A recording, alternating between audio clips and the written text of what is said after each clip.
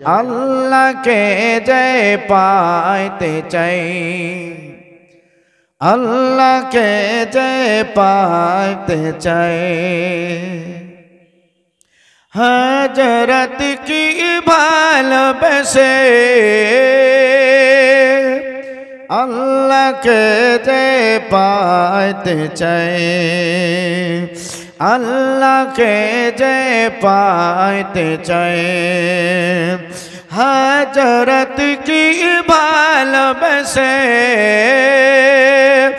আরশ কুরসি লৌহ কলম না চাহিতে পেয়েছে সে, আল্লাহকে যে পাইতে চাই, হযরত কি ভালোবেসে আরশ কুরসি লৌহ কলম না চাহিতে পেয়েছে সে, রাসূল নামে রশি ধরে যেতে হবে খোদার পথে, রাসূল নামে রশি ধরে যেতে হবে খোদার পথে, নদী তরঙ্গে যে পড়েছে ভাই, নদী তরঙ্গে যে পড়েছে ভাই, এই দুনিয়ার পানি নেমে আল্লাহকে যে পাইতে চাই, আল্লাহকে যে পাইতে চাই, হযরত কি ভালোবেসে আরশ কুরসি লৌহ কলম না চাহিতে পেয়েছে সে, তর্ক করে দুঃখ ছাড়া কি পেয়েছি মোর বিশ্বাসী, এই দুনিয়ার দিবারাত্রি, এই দুনিয়ার দিবারাত্রি ঈদ হবে তো নিত্য সাথী, তুই যা চাষিতা পাবি হেদায়েত, তুই যা চাষিতা পাবি হেদায়েত, अगम चंद जो दिगहासे अल्लाह के जे पाते चाहे, अल्लाह के जे पाते चाहे। नबी आमार এই পৃথিবীতে जिंदगी जाहिरी একটু মন দিয়ে শুনবেন, जिंदगी जाहिरी 63 বছর গুজরেছিলেন, 51 বছর মক্কাতে ছিল আর 12 বছর আপনার মদিনাতুর রাসূলে ছিল। আমার বাপজি ভাই সোনালাল, তো নবী মুস্তাফা সাল্লাল্লাহু তাআলা আলাইহি ওয়াসাল্লাতু তাসলিম এই পৃথিবীতে এসেছিলেন, সেই সালটাও কিন্তু আপনাদের জানা আছে, জানা নাই? জানা আছে। তাহলে আপনারা ফলো করুন। সালটা হচ্ছে 570 লেখা আছে।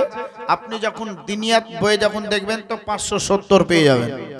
আপনি যখন হাদিস কোরআন ফলো করবেন তখন ওখানে 570, 71, 72 তিনটা সাল সেই জায়গাতে লেখা আছে বাবজি ভাইরা।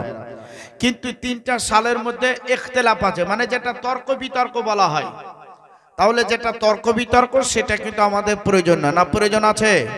প্রয়োজন নাই বাবাজি। কেউ 70 বলছে সঠিক আছে, 71 বলছে সঠিক আছে, 72 বলছে এটাও সঠিক আছে। আমার নবী মুস্তাফা রবিউল আউয়াল মাসে এসেছিলেন না, শুনেছেন না? আমার সঙ্গে 2 মিনিট একটু হ্যাঁ না করবেন বাবজি। রবিউল আউয়াল মাসে এসেছেন। আচ্ছা, রবিউল আউয়াল মাসে এসেছেন কত তারিখে? কত তারিখ শুনেছেন আপনারা? 12 তারিখ শুনেছেন। আচ্ছা, এবার আমি কি বলছি ফলো করুন। নবী মুস্তাফা রবিউল আউয়াল মাসের 8 তারিখে দুনিয়াতে এসেছেন। কোনোদিন শুনেননি হয়তো, বলবেন আরে বাপরে এটা তো নতুন কথা হয়ে গেল। নবী মুস্তাফা রবিউল আউয়াল মাসের 12 তারিখ এসেছে, বলবেন এটা ঠিক আছে। রবিউল আউয়াল মাসের নবী মুস্তাফা 15 তারিখে পৃথিবীতে এসেছেন। নবী মুস্তাফা রবিউল আউয়াল মাসের 17 তারিখে পৃথিবীতে এসেছেন। কটা বললাম আমি? চারটা বললাম, চারটে। 8 তারিখ, 12 তারিখ, 15 আর 17। আমার বাবাজি ভাইয়েরা, কিন্তু সাহাবায়ে কেরাম মানে যিনারা নবীকে ইমানের অবস্থায় দেখেছেন এনাদেরকে সাহাবী বলা হয়।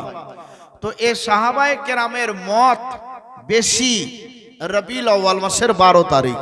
তাই 12 তারিখে মিলাদ মাহফিল বিভিন্ন প্রান্তরে মানানো হয়, হয় না? অনেক জায়গায় মানানো হয়, জুলুস করা হয়, মিছিল করা হয়। তাতে আমাদের তর্ক করার কোনো প্রয়োজন নাই। আমার বাপজি ভাইয়েরা, তাহলে লক্ষ্য রাখি নবী মুস্তাফা 12 তারিখে এসেছে, সোমবারের দিন।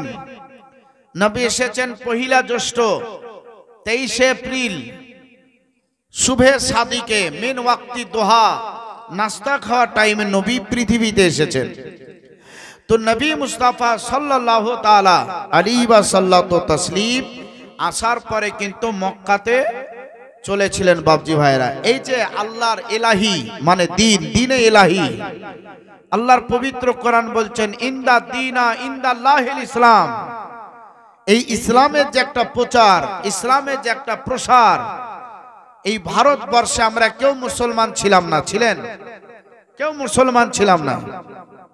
ভারতবর্ষে যদি মুসলমানের প্রধান আল্লাহর পবিত্র কোরআনের চর্চা, হাদিসের চর্চা, নামাজ রোজার চর্চা যদি নিয়ে আসেন, একজন ব্যক্তি নিয়ে এসেছেন অখণ্ড ভারতের রাজা, যার নাম হচ্ছে খাজা আজমিরি, যাকে বলা হয় খাজা মাইনুদ্দিন চিশতি, গরিব নওয়াজ মানে গরিবের অবতার। যিনি গরিবের হয়ে এসেছিলেন ইনি হচ্ছেন খাজা মাইনুদ্দিন। ইনি এখন বর্তমান কোথায় আছেন? রাজস্থানে আছেন। তো আমার বাবাজি ভাইরা, তাহলে এই যে দিনে ইলাহি, এই দিনে ইলাহি একের পর এক নবীগণ কিন্তু প্রচার করেছিলেন। আদম নবী যখন এসেছেন প্রচার করেছেন আল্লাহর দিন, নূহ পয়গম্বর এসেছেন প্রচার করেছেন, ইব্রাহিম খলিলুল্লাহ প্রচার করেছেন, মুসা নবী প্রচার করেছেন, ইহইয়া নবী প্রচার করেছেন, জাকারিয়া নবী প্রচার করেছেন। এইভাবে প্রচার করতে করতে আমার নবী মুস্তাফা যখন 570 বা 71 পৃথিবীতে আসলেন, তো নবী মুস্তাফার একটা প্রচার করার সময় ছিল, সেই সময়টা হচ্ছে 40 বছর বয়স। এই 40 বছর নিয়ে তর্ক বিতর্ক আছে, প্রয়োজন নাই। 40 বছর নবী মুস্তাফা সাল্লাল্লাহু বলছেন কুনতু আদম বাইনাল মা'i ওয়াত তিন রুহাল জাসাদ। যখন আদম নবী পানি এবং মাটির সঙ্গে মিশ্রিত ছিল, কোনো আকার ধারণ করেনি, তার রূহ ফোঁকা হয়নি, তার আগে খাতামান নবীন যা পবিত্র কোরআন ने दिया है, তো বলছেন খাতামান নবীন হোকে मैं दुनिया में तशरीफ लाया, দুনিয়াতে এসেছি। এই নবী মুস্তাফা সাল্লাল্লাহু তাআলা আলাইহি ওয়াসাল্লাম বলছেন আল্লাহর দ্বীনের প্রচারের উদ্দেশ্যে আমি নবী মুস্তাফা যখন রওনা হচ্ছিলাম, চলছিলাম, এর যে একটা দৌড়ান চলতেছিল আমার বাপজি ভাই সোনালাল, এই দৌড়ানটা মক্কায় বহু কষ্ট করে নবী আমার চালাইছিলেন। চালান নাই? বহু কষ্ট করে চালাইছিলেন। আচ্ছা, যখন চালাইতে লাগলো, দেখবেন আপনার বাড়ির যখন ক্ষতি হবে তো আপনার নিজস্ব কেউ থাকবে, আপনার বাড়ি চুরি হবে তো আপনার নিজের আত্মীয়ের কেউ থাকবে, না হলে কিন্তু আপনার বাড়ি চুরি হবে না। আর এটা বাস্তবে আমার বুদ্ধি তো আমি দেখছি। তো মুসলমান, তো নবী মুস্তাফার বংশধর যার নাম হচ্ছে আবু জেহেল, নাম শুনেছেন না? আবুল আহাব, উতবা, সাইবা, এরা ছিল নবী মুস্তাফার চাচা, কেউ চাচাইতো ভাই, কেউ ভাতিজা, এই ধরনের ছিল। তো নবী মুস্তাফা যখন বাবাজি ভাইয়েরা প্রচার করার জন্য এই বিভিন্ন প্রান্তরে যখন ছুটতে লাগলো, তো মানুষকে তো বুঝাইতে সময় লাগবে। তো নবী মুস্তাফা দ্বীনে ইলাহি প্রচার করার উদ্দেশ্য চলছেন, তো কথাটা আবু জেহেলের কানে চলে গেল। আবু জেহেলকে যাওয়ার পরে বলছেন, ও আমাদের সর্দার, এ মোড়ল, বলছে এরকম তোমার ভাতিজা দ্বীনের প্রচার করে বেড়াচ্ছে, হ্যাঁ, আর লোককে ধরে ধরে ভূত প্রাস্তি থেকে কালমা পড়িয়ে মুসলমান করে নিচ্ছে, আমাদের দলটা তো হালকা হয়ে যাচ্ছে, তো তোমার ভাতিজাকে কিছু বলবা না? আচ্ছা ঠিক আছে, দেখছি। সন্ধ্যা যখন লাগলো নবীকে পেলেন, নবীকে বলছেন, হ্যাঁ ভাতিজা মোহাম্মদ, কি হলো? তো বলছে, দেখ তুই এরকম দ্বীনে ইলাহি যে প্রচার করছিস, এটা কিন্তু আমাকে ভালো লাগছে না। এ ভাতিজা, তোর টাকার দরকার হয় টাকা দেব, তো যদি বাড়ির দরকার হয় বাড়ি দেব, তো যদি সোনার দরকার হয় সোনা দেব, তো যদি মহিলা দরকার হয়, মানে নবী মুস্তাফার অনেকজন বিবি ছিলেন, শুনেছেন না আপনারা? উম্মাহাতুল মুমিনিন, প্রত্যেকটা মুমিনের মা। তো বলছেন যদি তোমার এইরকম প্রয়োজন হয় তো তোমাকে দেব, কিন্তু দ্বীনে ইলাহি প্রচার করা যাবে না, আল্লাহর দ্বীন প্রচার করা চলবে না, বাদ দিয়ে দিতে হবে। তো নবী আমার বলছেন, চাচা তুমি যতই বাধা হয়ে আমার কাছে দাঁড়াও না কেন, আমি কিন্তু আল্লাহর দ্বীন প্রচার বন্ধ করব না, আমি কিন্তু চালিয়ে যাব, চালিয়ে যাব। এটা আল্লাহর পবিত্র কোরআনে আছে, আমি চালিয়ে যাব। যদি আমার সামনে পাহাড় চলে আসে, আমি পাহাড়কে চিড়ে ওই পারে গিয়েও আমি দ্বীনে প্রচার করে আসবো। জোরে বলুন সুবহানাল্লাহ। আমার বাপজি ভাইরা, নবী মুস্তাফা সাল্লাল্লাহু তাআলা আলাইহি ওয়াসাল্লাম এই দেখেন কথামাত্রা এইভাবে যখন বলল, চাচার কথামাত্রা যখন শুনল না, আবু জেহেল চিন্তায় চিন্তিত। নিজের বাড়িতে আসার পরে খাওয়া নাই, দাওয়া নাই, পানি বন্ধ করেছে।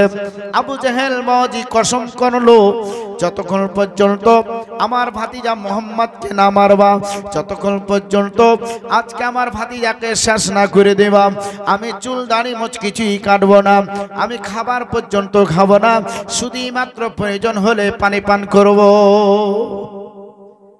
চুল দাড়ি কিছুই কাটবো না। একটা দল আছে, এই দলটাকে কিন্তু আমরা সবাই চিনি, এরা চুলও কাটে না, দাড়িও কাটে না, বগলি কাটে না, ওপর নিচ কিছুই কাটে না। এর নাম হচ্ছে বাউল। বাউল আপনারা দেখেছেন না? বাউল। তো বাউল যদি গ্রামে থাকো তো রাগ করিও না, কারণ যে তোমাদের নামে ওইভাবেই লেখা আছে। তমাবাজিরা এই দেখেন আবু জেহেল এইভাবে ধর্ণা দিল, যতক্ষণ পর্যন্ত এর খবর না চলে আসে ততক্ষণ পর্যন্ত আমার দম নাই যে আসার পর আমাকে খবর দিতে পারবে তাকে আমি এই সমস্ত জিনিসপত্রগুলা দিয়ে দেব। বাবাজি ভাইয়ের একটা একটা করে লোক জোগাড় হতে লাগলো। আবু জেহেলের কাছ থেকে খবরটা পাই, এলাকার মানুষ সাইডে যারা আছে তারা এবার খবরটা দেয়। ওই খবরে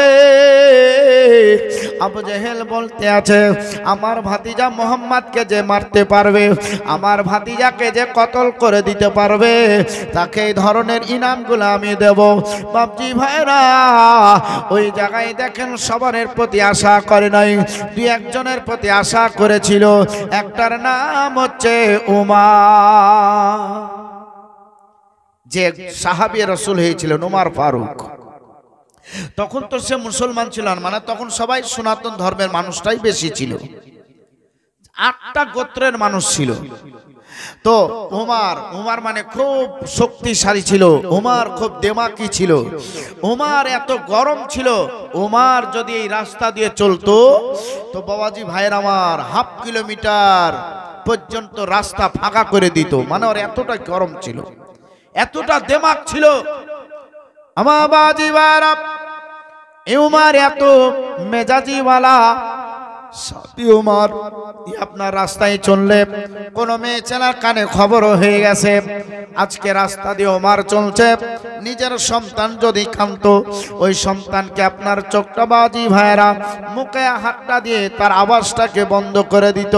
কারণ যে যদি বাচ্চার আওয়াজটা উমারের কানে পৌঁছে যায় তাহলে উমার তো সোজা বাড়ির ভিতর ঢুকবে, ঢোকার পরে বলবে কার বাচ্চা কাঁদতেছিল, আসার পরে মা আর রক্ষা করতে পারবে না, ওই বাচ্চাটার একটা পায়ের উপরে পা চাপিয়ে আর একটা পা ধরে পড়পড়ে করে ফেলে দেবে। মা যদি কিছু বলতে যাই তাহলে সেই মাকে সেখানে কতল করে দেবে, জবা করে দেবে। তার জন্য মায়েরা এর আপনার আসার পরে বাচ্চাদের মুখে হাতটা দিয়ে বাজে আওয়াজটাকে বন্ধ করত।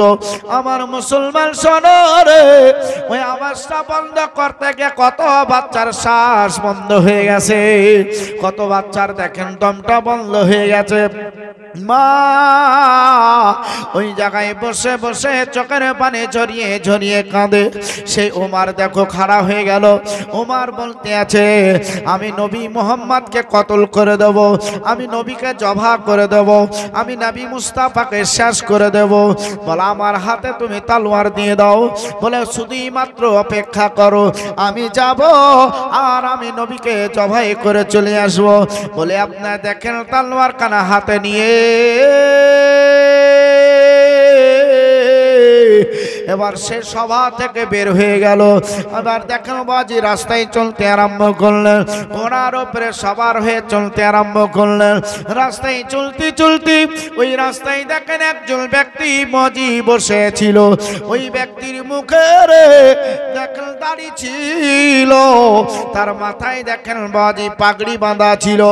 আপনার ওই জায়গায় বসে শুধুই মাত্র উমারের জন্য অপেক্ষা করতেছিল। ইনি ছিলেন একজন আল্লাহর ওলি। জোরে বলুন, ইনি ছিলেন একজন আল্লাহর ওলি ছিলেন বাবা। তো ইনি আপনার রাস্তাতে বসে আছেন, মানে আল্লাহর যেনারা বন্ধু হয় কিছু এইরকম ভিতরে কানেকশন থাকে, সেই কানেকশনে তারা কিছু জানতে পারে। বাবজি ভাই সোনাল আলেরা, যেই রকম কিছু আপনারা হাত গণক দেখেছেন, আপনারা হাত গণক, আচ্ছা বলেন তো ই কি আল্লাহর সঙ্গে কানেকশন করেছে? না, বিদ্যা অর্জন করেছে, বিদ্যা। আমার বাবজি ভাইরা, আচ্ছা বলেন অন্ধ মানুষ কি পড়তে পারে? পড়তে পারে না, সম্ভব নয়। কিন্তু দেখেন অন্ধ মানুষের জন্য বৈজ্ঞানিক এমন একটা পদ্ধতিতে একটা কোরআন তৈরি করেছে। কোরআনটার নাম হচ্ছে বাইব কোরআন, না এরকম একটা নাম দিয়েছে বাবাজি ভাইরা। তো ওটার কি সিস্টেম আছে, ওটা ফোটা ফোটা, যেমন আপনার ঘামচি হয় না, ঘামাচি, সেই ঘামাচির মতন পুরা পাতাতে ফোটা ফোটা করা আছে বাবাজি ভাইরা। সে তাদেরকে এমন করে শিক্ষকের শিক্ষা দিচ্ছে, বাবজি ভাই আপনি আমি ফোটা দেখে কিছুই বুঝতে পারবো না, ও শুধু হাত দিলে বলে দিবে এটা আলিফ, এটা বে, এটা হচ্ছে কাউসার সূরা, এটা হচ্ছে অমুক সূরা, এটা হচ্ছে ফাতিহা সূরা, সুন্দরভাবে বানান করে আপনাকে পড়ে দিবে। কত পারা আপনার এই যে পৃষ্ঠা নাম্বার আমরা বলি এত এত পৃষ্ঠা, তো আপনার মাথাতে হাত দিয়ে বলে দিবে এটা এত নম্বর পৃষ্ঠা। বাবাজি সূরার উপরে হাত দিয়ে বলে দিবে এটা হচ্ছে এত নম্বর সূরা। আচ্ছা বলেন তো এই অন্ধ মানুষটা সেই শিক্ষাটা নিয়েছে বলেই না পড়তে পারছে, বলতে পারছে? যদি না নিত তাহলে বলতে পারতো না। তো ওই রকম গণক কিছু কিতাব পড়েছে, সেভাবে হাতটা দেখে কিছু বলে দিতে পারে। তো আল্লাহর কিছু এরকম ওলি আছে, তারা নামাজের ধ্যানে, জিকিরের ধ্যানে মগ্ন হয়ে কিছু কানেকশন হয়ে যায় বাবজি ভাইরা। তো আল্লাহর ওলি যার নাম হচ্ছে হযরতে নাঈম, নাঈম ওই জায়গায় বসে আছে। মুসলমান সরো, ওই জায়গায় চুপচাপ বসে আছেন। হযরতে ওমর রাস্তায় চলতে আছি, ওমর দেখেন কাছাকাছি যখন চলে আসলো, হযরতে নাঈম খাড়া হয়ে এইভাবে হাতটা দিয়ে তার ঘোড়ার সামনে দাঁড়িয়ে গেল। হযরতে ওমর বলতে আছেন ব্যাপার কি, কিসের জন্য আপনি আমার রাস্তা খানা রুখলেন? মুসলমান পেছের পাড়া মানুষেরা শোনো শোনো, আমার মা বোনেরা শোনো, আজকে দেখেন নাঈম বলতে আছেন ওমর তুমি কোথায় যাচ্ছ, কোন জায়গায় যাচ্ছ, আমি তোমার কাছ থেকে শুনতে চাই। বলছে কেন, আমি তোমাকে কিসের জন্য বলবো? ওমরের সম্মুখে এখন পর্যন্ত কোন ব্যক্তিরা সাহস করে দাঁড়াইতে পারে না, আর আজকে তুমি কিসের কোন সাহসে দাঁড়িয়েছো বলো? বলতে আছেন আমি শোনো, আমার নাম হচ্ছে হযরতে নাঈম, তোমার নাম ওমর ফারুক, আমি জানি তুমি নবীকে কতল করার উদ্দেশ্য রওনা হয়েছো। বলছে আপনাকে কে বললে? বলছে আমি বুঝতে পারছি, তোমার তলোয়ার বলতে আছে তুমি নবীকে জবাই করতে যাচ্ছ। বলছে হ্যাঁ। এ ওমর, নবীকে কতল করার প্রথমে আমার পরীক্ষায় তোমাকে পাস করতে হবে। কি পরীক্ষা? পরীক্ষা তুমি ঘোড়া থেকে নিচে নামো। ঘোড়া থেকে নিচে নামলো, নামার পরে আমার বাপজি ভাইরা নামিয়ে যখন দিল, নামার পরে বলছে তুমি নবীকে জবাই করবা। তো জবাই করার আগে একটা পরীক্ষা। এই আমার হাতে একটা কি এটা বলো তো? তো একটা ছাগলের বাচ্চা। এই ছাগলের বাচ্চাটা 2 ঘন্টা দুধ পান করতে দেওয়া হয়নি। এই বাচ্চাটা এখন ক্ষুধা অবস্থায়, ওই দেখো সামনে ওর মাকে বাঁধা আছে। এ ওমর, ওই মায়ের কাছে পৌঁছাবার আগে যদি বাচ্চাটাকে ধরে নিতে পারো তাহলে জানবো তুমি নবীকে জবাই করতে পারবে, আর যদি না পারো তো কিয়ামত চলে আসবে। তোমার মতন হাজারো মা যদি আসে তো জবাই করতে পারবে না। জোরে বলো। ওমর বলছে কে আশ্চর্য, একটা ছোট্ট ছাগলের বাচ্চা ধরতে পারবো না? তো ঠিক আছে, লাও পরীক্ষা করো। পরীক্ষায় ওমর দাঁড়িয়েছে, ছাগলের বাচ্চা নিয়ে দাঁড়িয়েছে, বলতে আছে শোনো আমি 1 থেকে 4 পর্যন্ত গিনতি করব। 4 যখনই বলা আমি বাচ্চাও ছেড়ে দিব, তোমাকে দৌড়াইতে হবে। আমার বাপজিরে ওই জায়গাতে বাবাজি ভাইরা গিনতি করে বাবাজি বাচ্চাটাকে ছাড়া হলো। হাজরা তোমার পিছন পিছন এত জোরে দৌড়ালেন, কিন্তু বাচ্চাটাকে কোনো মতেই ধরা সম্ভব হলো না। বাচ্চাটা মায়ের কাছে পৌঁছে গিয়ে মায়ের দুধ পান করতে আরম্ভ করলো, মা তাকে আদর করতে আরম্ভ করলো। হাজরা তোমার সেখান থেকে ব্যাগ চলে আসলেন, আসার পরে বলতে আছেন, ও হযরতে নাঈম, আমি তো বাচ্চাটা ধরতে পারলাম না, তাহলে আমি তোমাকে প্রথমেই বলেছি নবীকে তুমি জবাই করতে পারবে না। উমর নবীকে জবাই করার আগে আমি তোমাকে একটা খবর দিচ্ছি, খবরখানা তুমি আগে কানে শোনো। উমর, যেই নবী কালেমার প্রচার করে ওই নবীকে জবাই করার উদ্দেশ্যে তুমি উলঙ্গ তলোয়ার নিয়ে বের হয়েছো। উমর গো, তোমার যেই নবীকে জবাই করবে সেই নবীর কালেমা তোমার ঘরের মানুষেরা পড়েছে। তোমার যে বোন ছিল সেই বোন কালেমা পড়ে নিয়েছে। তোমার বোনের নাম হচ্ছে ফাতেমা। ও ফাতেমা বিনতে খাত্তাব, ফাতেমা তোমার নবীর কালেমা পড়েছে গো। যেই নবীকে জবাই করার উদ্দেশ্য তুমি নাও, সেই নবীর কালেমা পড়ে মুসলমান হয়ে গেছে, সেই নবীর সঙ্গে মোহব্বত ভালোবাসা করেছে। আল্লাহর পবিত্র কোরআন আজকে তারা নিজের বাণীতে আলোচনা করে। ওমর শোনো রে, নবীকে জবাই করার আগে তুমি তোমার বোনের খবরখানা লাগাও, আজকে তোমার বাড়ির খবরখানা লাগাও, তোমার বাড়ির খবরটা লাও। এই কথাটা যখন তাকে শুনিয়ে দেওয়া, ও মুসলমান, কথাটা শোনার পরে দেখেন উমারের রাগটা চলে আসলো। নবীকে জবাই করব, ওই নবীর কালেমা আমার বোন পড়ে মুসলমান হয়ে গেছে, আগে আমার বোনের শাইস্তা করব, তারপরে নবীকে জবাই করার জন্য যাব। এবার দেখেন বোনের বাড়ি সোজা গিয়ে দরজাখানা লাগা ছিল, ওই দরজাখানায় গিয়ে কটকট করে আওয়াজ করলো, কে? তো আমি উমার। যখনই উমার বলে দেওয়া, বাবাজি ভাইরা একটা উস্তাদ ছিল। আচ্ছা বলেন তো, কোরআন শরীফ যারা পড়া জানে এরা মসজিদে ইমামের কাছে পড়েছে নাকি নিজে নিজে শিখে নিয়েছে? ইমামের কাছে শিখেছে, কেউ মায়ের কাছে, কেউ বাবার কাছে, কেউ মাদ্রাসায়। আমার বাপজি ভাইরা, তো এইভাবে দেখেন ওই ফাতেমা বিনতে খাত্তাব মানে উমারের বোন ফাতেমা, হ্যাঁ উমারের বোন ফাতেমা। তো এই ফাতেমা কোরআন শিক্ষার জন্য একটা ওস্তাদ নিয়ে এসেছেন বাড়িতে। আর এই ফাতেমার বিয়ে হয়েছে, মানে ওকে আমরা আমাদের ভাষায় ওকে বহনু বা দুলা ভাই বলি নাকি। যেটা আমার বড় হবে সে দুলা ভাই হবে, আর আমার ছোট যেটা হবে সেটা ভগিনপত হবে নাকি। হ্যাঁ বোনাই। তো আমার বাপজি ভাইরা, তো এই দুইজন মিলে একটা ওস্তাদে কোরআন শিক্ষা দিচ্ছিল। আর যখনই উমারের আওয়াজটা পেয়ে গেছে, ও বেচারা জান্নাত পাবে না, প্রিয় নবীকে ভুলে যেও না, প্রিয় নবীকে ভুলে যেও না। আল্লাহ তাআলা বলেন পবিত্র কোরআনে, যায় আছে আসমান জমিনে, সব কিছু তো আপনার দিনে, ও নবীকে তোমরা ভুলে যেও না, প্রিয় নবীকে ভুলে যেও না, নবী ছাড়া জান্নাত পাবে না, প্রিয় নবীকে ভুলে যেও না। নবী আছেন মায়েরই পেটে, বাবা গেছেন ব্যবসাতে, নবী আছেন মায়েরই পেটে,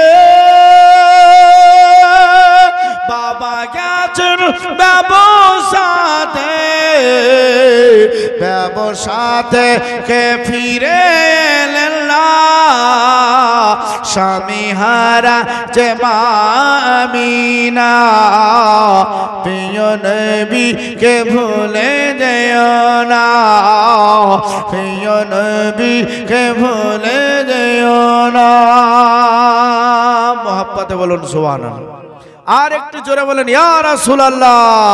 নারে তাকবীর, নারে তাকবীর, নারে রিসালাত। নবী ছাড়া জান্নাত পাবে না, প্রিয় নবীকে ভুলে যেও না।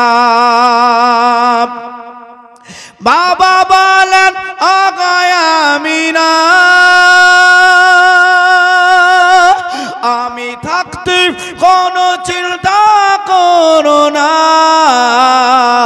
যিনি আছেন তোমার গর্ভেতে, যিনি আছেন তোমার গর্ভেতে, সারা বিশ্বে তুলনা হবে না। ও নবীকে তোমরা ভুলে যেও না, প্রিয় নবীকে ভুলে যেও না। আমার বাপজি, আমার নবী মুস্তাফা সাল্লাল্লাহু তাআলা আলাইহি ওয়াসাল্লাম তাশরীফের দিকে লক্ষ্য রেখে যে কথাবার্তাটা আপনাদের সম্মুখে আলোচনা করতেছিলাম, আলোচনাটা হচ্ছে এটাই। ওই জায়গায় দেখেন গো, দরজার কাছে যখনই আওয়াজ কানা কানা, ওস্তাদকে দেখেন ঘরের একটা কোনায় লুকিয়ে দেওয়া হলো। ওস্তাদ একটা কোনায় লুকিয়ে আপন স্বামীকে খাটের তলে লুকিয়ে দিয়ে বলতে আছে, আপনারা কেউ ঘর থেকে বের হবেন না, আমার ভাই ওমর এসেছে, তার সঙ্গে আমি ভাই বোন কথাবার্তা বলে দেখি তার বিদায় করা যায় কিনা। এবার দরজার কাছে যাওয়ার পরে দরজাখানা যখন এইভাবে খুললো, একবার ওমরের মেজাজটা দেখেন গরম হয়ে আছে, একবারে বাদামের মতন লাল হয়ে আছে। ওমর বলতে আছেন, ফাতেমা কিসের জন্য দরজাটা খুলতে লেট হলো বলো, এতক্ষণ কিসের জন্য আসো নাই? কোনো কথাবার্তা উত্তর সেখানে হলো না। আয়নার ভিতরে গিয়ে বলতে আছেন, ফাতেমা তুমি হচ্ছে আমার সাকাবত, তোমার একটা কবর শুনি তোমার কাছে আমি সোজা হাজির হয়েছি। যেই নবীকে কতল করার জন্য আমি উলঙ্গ তালওয়ার নিয়ে আছি রে, সেই নবীর কালেমা পড়ে নাকি তুমি মুসলমান হয়ে গেছো, সেই নবীর কালেমা পড়ে মুসলমান তোমরা ধর্ম গ্রহণ করেছো। কথাটা কতটা সত্য তোমার মুখ থেকে শুনতে চাই, আমি তোমার কাছ থেকে শুনবো বলে তোমার কাছে হাজির হয়েছি। ওই জায়গায় ফাতেমা দেখেন মিথ্যা কথা বললেন না, একবারে সঙ্গে সঙ্গে বলতে আছেন, ভাই যে কথাটা তুমি শুনেছো কথাটা বারহাক সত্য, আমি নবীর কালমা পড়ে মুসলমান ধর্ম গ্রহণ করেছি। বলুন সুবহানাল্লাহ। বলে মুসলমান হয়ে গেছে? বলে হ্যাঁ মুসলমান হয়ে গেছে। কালমা পড়ে নিয়েছো? বলে হ্যাঁ। বাবাজি ভাইরা, ই হচ্ছে বুতপরাস্তি মানুষ, দেবদেবীর পূজা করে, আর এই দেবদেবীর পূজা ছেড়ে দিয়ে মুসলমান হয়ে গেছে। কোরআন পড়বে, হাদিস পড়বে, মশলা মাসাইল পড়বে, আলোচনা করবে, এটা কি করে সম্ভব হয়? উমারের এত রাগ আসলো, সহ্য করতে পারলো না, বাবাজি ডান হাত তুলে এত জোরে একটা গালে থাপ্পড় মারলো। বাবাজি আপন বোন একবারে থাপ্পড়টা খাওয়ার সঙ্গে সঙ্গে বেহুশ হয়ে জমিনে পড়ে গিয়েছে বাবা। আর কানে ছিল একটা দুল, হয়তো পুরুষেরা বুঝতে কম পারবে, মহিলারা বেশি পারবে। কানে একটা দুল ছিল, যেটাকে আপনার লত দুল বলা হয়, সেই দুলটা ছিল। সেই দুলটাই কোনো একটা লোক বেঁধে গিয়ে সেই দুলটা ছিঁড়ে বাজে কোথায় পড়ে গিয়েছে, কানটা কেটে গিয়েছে। আমার মায়েরা এইভাবে জমিনে বেহুশ হয়ে পড়ে আসি। উমার চিৎকার করে, ঘরের ভিতরে কে আছো তাড়াতাড়ি বের হও। যদি উমারের তলোয়ার খানা আবার পুনরায় হাতে উঠে যায়, তাহলে পারে কেউ আর রক্ষা করতে পারবে না। আমি উমার বলতে আছি, তাড়াতাড়ি ঘর থেকে তোমরা বের হও, কেননা আমি বুঝতে পারছি আমার বোন একাই ছিল না, বাড়ির ভিতরে গুনগুন করে আওয়াজ হচ্ছিল, 2-3 জন ছাড়া গুনগুন করে আওয়াজ হয় না। তাড়াতাড়ি বাড়ি থেকে ঘর থেকে বের হও। এইভাবে দেখেন বারবার বলা হচ্ছে, কিন্তু ঘর থেকে কোনো মতেই বের হতে চায় না। কিন্তু দেখেন তার বোনও ছিল, তার দুলাভাই ছিল, ই বলতে আছে আর এরকম এরকম করে থাকা যাবে না। যেহেতু আমরা কালমা পড়ে মুসলমান হয়ে গেছি, আমরা ধর্ম গ্রহণ করেছে, তখন আর চুপিয়ে থাকবো না। একবারে খাটের তল থেকে বের হয়ে মজি ভাইরা দরজাখানা যখন খুললো, ওমর তার গলাখানা ধরে নিয়েছে, গলা ধরে তাকে জমিন রেওয়াজে ছেড়ে দিয়েছে। ওই জায়গায় ফাতেমা দেখুন উঠে আসলো, তাড়াতাড়ি করে সেখান থেকে উঠে এসে মজি নিজের স্বামীকে ওমরের হাত থেকে ছুটিয়ে নিয়ে একবার সামনে দাঁড়িয়ে গেছে। ওমর রে, আমার যত দোষীছি তুই আমায় মারবি, আমায় যা করবি করে নে, কিন্তু আমার স্বামীর উপরে হাত তুলতে পারবি না। আমার স্বামীকে মারার আগে আমায় তোকে জবাই করে দিতে হবে। আমাকে জবাই করার পরই আমার লাশের উপর দি, তারপরে আমার স্বামীর কাছে তুই যেতে পারবে। এই বাজে কথাবার্তা কাটাকাটি চলে, কিন্তু দেখেন কানটা ছিঁড়ে গিয়েছিল, সেই কান দিয়ে দেখেন এখনো রক্ত পড়তে আছে। সেই রক্ত দিয়ে কিছু কাপড় গোলা লাল হয়ে গেছে, যেই জায়গায় পড়েছিল সেটা লাল হয়ে গেছে। ও মা, ওই লাল দেখে সঙ্গে সঙ্গে মজি কানের কাছে আটটা দিয়ে চেপে ধরলো, বলতে আছে বোন তোমার এখান দিয়ে রক্ত পড়তে আছে, আগে তুমি এটাকে ধরো। বলতে আছেন ফাতেমা, বলে রক্ত পড়ছে, রক্ত পড়ে যাক, এক ফোঁটা রক্ত থাকলো নবীর কালেমা ছাড়তে পারবো না, এক ফোঁটা রক্তই পড়বে লা ইলাহা ইল্লাল্লাহু মুহাম্মাদুর রাসূলুল্লাহ সাল্লাল্লাহু তাআলা আলাইহি ওয়াসাল্লাম। বলতে আছে রক্ত পড়ছে, পড়তে দাও, তোমাকে কানটা ধরতে বলা হয়নি, কানটা তুমি ছেড়ে দাও। ওমর বলছে না না, আজ তোমাকে যদি হারিয়ে দে আমি ওমর সম্পূর্ণ একা হয়ে যাব, আগে তোমার কানটাকে চেপে ধরো, সেই জায়গার রক্তটাকে তুমি আগে বন্ধ করো। ফাতেমা সেই জায়গাটায় দেখেন বাপজি ভাইয়ের আবার কিছু জিনিস দিয়ে সেই জায়গাটা চেপে ধরে বন্ধ করা হলো। এবার দেখেন ভিতরটা তার মুচকে গেছে। ওমর বলতে আছে ও বোন আমি তোমাদের উপর টর্চিং করবো না। ফাতেমা তলোয়ার দেব না রে, তলোয়ার চালাইব না, তবে একটা কথা তুমি আমায় বলবে, তোমরা দুইজন ছাড়া আর কি কেউ ছিল? ফাতেমা বলতে আছেন আমাদের একজন ওস্তাদ ছিল। বলে ওস্তাদ কোথায় আছে বের করো। ওস্তাদকে বাহির করা হলো। বলতে আছেন ওস্তাদজি কি করতেছিল বলো বলো। বলে ওস্তাদজি আমাদেরকে আল্লাহর কালাম পবিত্র কোরআনের শিক্ষা দিচ্ছিল, আল্লাহর কালাম পবিত্র কোরআনের শিক্ষা কানা চলতেছিল, আমরা এখানে পড়তেছিলাম, আমাদেরকে কেরাত করে পড়াইতেছিলেন। বলতে আছেন ওমর রে, বলে যে কেরাত করে তোমায় শোনাই, তোমাদেরকে শোনাই, সে আল্লাহর কালাম পবিত্র কোরআন আমার সম্মুখে নিয়ে আসো। বলছে কোরআনের কি বেইজ্জতি করবা নাকি? ওমর বলছে না না, আল্লাহর কালাম পবিত্র কোরআন একবার নিজের চোখে দেখতে যাই। এবার দেখুন 30 পারা কোরআন ওমরের সম্মুখে হাজির করা হলো। ফাতেমা একবার হাতটা সাট করে দেখাও, আল্লাহর পবিত্র কোরআনের লেখাগুলো একবার দেখি। যখন বাজি পাতাগুলাকে সাট করা হলো, ওগুলা দেখে ওমর কিছুই বুঝতে পারে না। ওমর দেখেন বাপজি এখনো বুঝতে পারে না। ওমর বলতে আছে এটা পড়ার জন্য উস্তাদি প্রয়োজন আছে। এই উস্তাদজি একবার আল্লাহর কালাম পবিত্র কোরআন পড়ে শোনাও। ফাতেমা বলতে আছে আল্লাহর কালাম পবিত্র কোরআন পড়ে শোনাবো, কিন্তু তুমি এখনো নাপাক অবস্থায়, তুমি এখনো পাক পবিত্র অবস্থায় নাই। আল্লাহর কালাম পবিত্র কোরআন তুমি ধরতে পারো না, আল্লাহর কালাম পবিত্র কোরআনে তুমি কাছাকাছি আসতে পারো না। আগে তুমি ভালো করে হাত মুখটা ধুয়ে আসো, আগে তুমি ওযুখানা বানিয়ে আসো।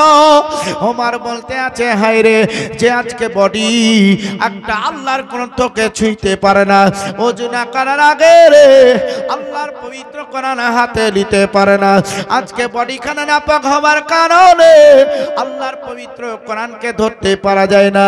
তাহলে সেই ধর্মটাকে ত্যাগ করে অন্য একটা ধর্মে চলে আসতে হবে। এটা ওমরের ভিতরে গাইতে লাগলো। জোরে বলুন সুবহানাল্লাহ। মুসলমান, এই কথাটা তার ভিতরে গাইতে লাগলো। তার ভিতরে যখন কল্পনা হতে লাগলো, এ মুসলমান, ওমর দেখেন বলছেন কেমন করে করব। ফাতেমা তাকে সুন্দর করে শিখিয়ে দিলেন। সেইভাবে দেখেন মুখমণ্ডল হাত পা ধুয়ে ওযু বানাই নিয়ে এবার আসার পরে বলতে আছেন তোমার জামাগুলাকে খুলে দিয়ে এই জামাগুলা তোমাকে পরিধান করতে হবে। এবার দেখেন তাকে জামা পরিধান করে দেওয়া হলো। এবার আদবের সহিত বসিয়ে দেওয়া হলো। একবার পশ্চিম দাঁড়ি মুখটা করে বসো, আল্লাহর পবিত্র কোরআনের ফলো করি। তাই তো কোন একজন কবি বলতে আছেন কোরআন এলো নবীর পারে খোদার সেরাদা, কোরআন এলো নবীর পারে খোদার সেরাদা, মাথায় তুলে রাখো তা, মাথায় তুলে রাখো তা খোদার পবিত্র কোরআন, কোরআন নবীর পারে খোদার সেরাদার, কোরআন খোলো ওযু করে কেবলা মুখে বসে, কোরআন খোলো ওযু করে কেবলা মুখে বসে, কোরআন পড়লে গুনাহ ঝরে, কোরআন পড়লে গুনাহ ঝরে পানির মতো ঝরে, কোরআন এলো নবীর পারে খোদার সেরাদান। হযরত ওমর ওই জায়গায় দেখেন সবকিছু বাজি ওযু বানিয়ে নিয়ে পাক পবিত্র হয়ে এবার দেখেন পশ্চিম দ্বারে মুখ করে বসলো। এবার ওস্তাদজি আসার পরে তার সম্মুখে কোরআনটাকে খুলে দিলেন। আমার বাপজিরা, আমার মায়েরা, ওই জায়গায় ওস্তাদজি আল্লাহর পবিত্র কোরআন খানা যখন আউযু বিল্লাহি মিনাশ শাইতানির রাজিম থেকে শুরু করলেন, বাপজিরা কোরআনটা কিছুক্ষণ তেলাওয়াত করার পরই ওমর বলতে আছে আর কোরআন শুনবো না।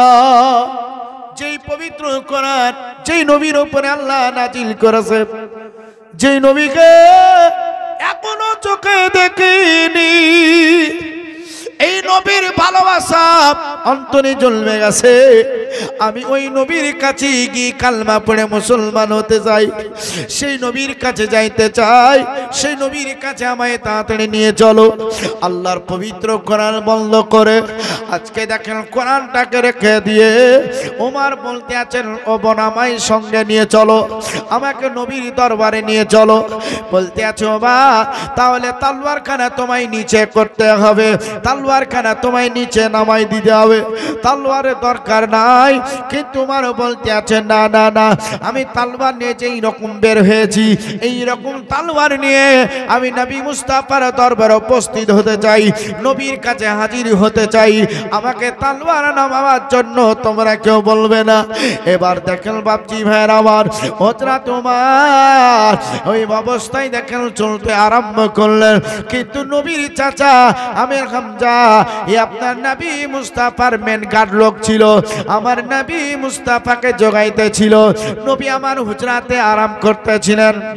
বাপজি রে কয়েকজন ব্যক্তিরা সামনে দাঁড়িয়ে বলেছিল ওমর দেখেন কাউরির কথা কেয়ার করেন নাই, আমি নবীর কাছে যাব, আমি নবীর কালেমা পড়ে মুসলমান হয়ে যাব, আর সনাতন ধর্মের মানুষে থাকবো না। এই বলে আমার বাপজি ভাইয়ের আমার একবার সোজা দেখেন বাজি পায়ে হেঁটে হেঁটে চলে যাই হযরতে আমির হামজা। এবার দেখেন কানে খবর খানা পেয়ে গেলেন নবীর হুজরা মুবারক থেকে একটু বাইরে হয়ে গিয়ে একবার ওমরের সম্মুখে দাঁড়িয়ে গেল। ওমর তুমি তলোয়ার নিয়ে কোন দিকে যাইতেছো?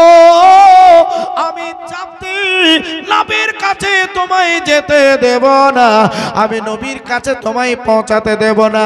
বলে নবীর সাক্ষাৎ করতে গেলে তলোয়ার কানে কানে রেখে তবেই না তুমি যেতে পারবে।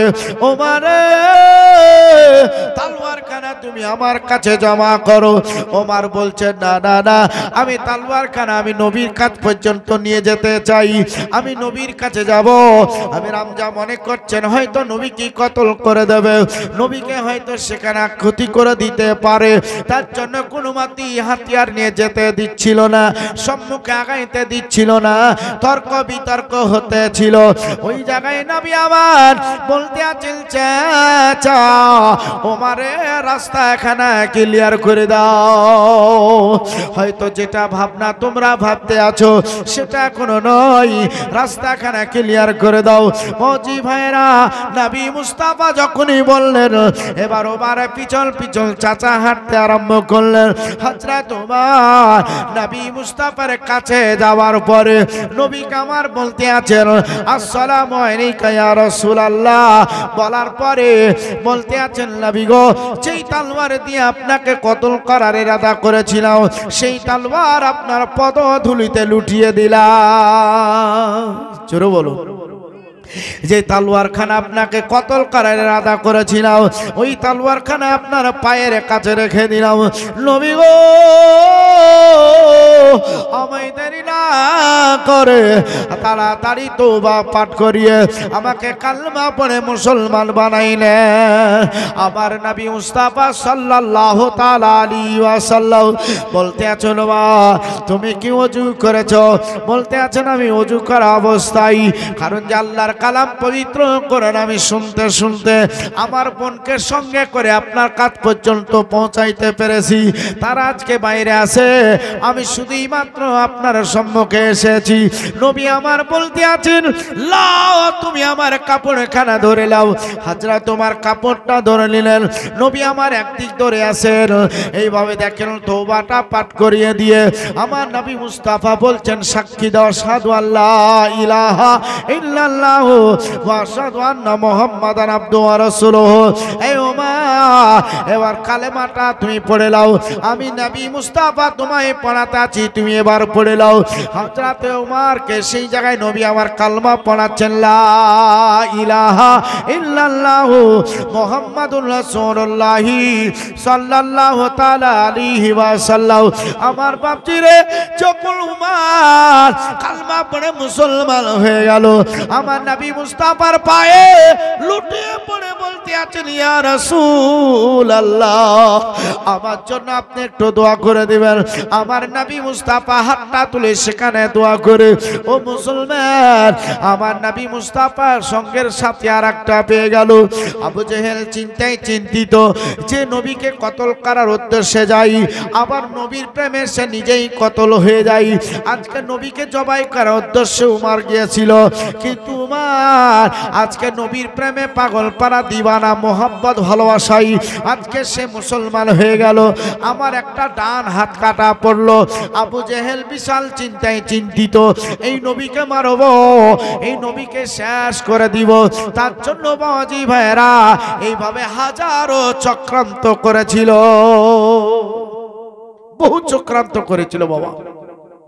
এই চক্রান্তের মধ্যে একটা চক্রান্ত আপনাদের শোনাইলাম বাবা, যে হযরত ওমর বাজে আগে হিন্দু ছিল কিন্তু নবীর কাছে আসার পরে কালেমা পড়ে মুসলমান হয়ে গেল।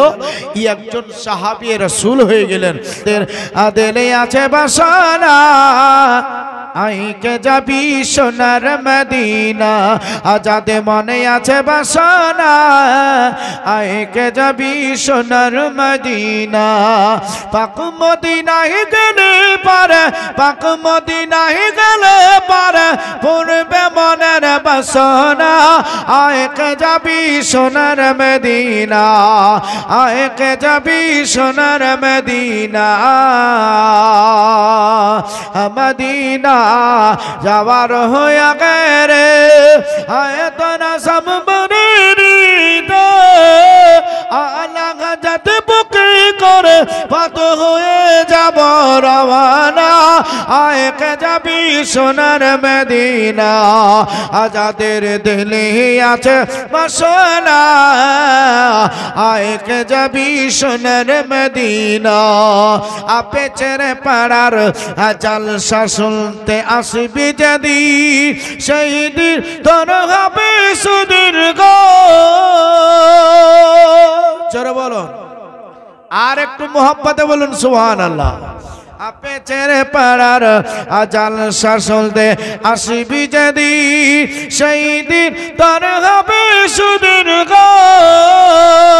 আরে তা হাদিস কোরআনের বাণী তার প্রেমে মজে দেখো না আয় কে যাবি সোনার মদিনা যাদের দিলে আছে বাসনা আয় কে যাবি সোনার মদিনা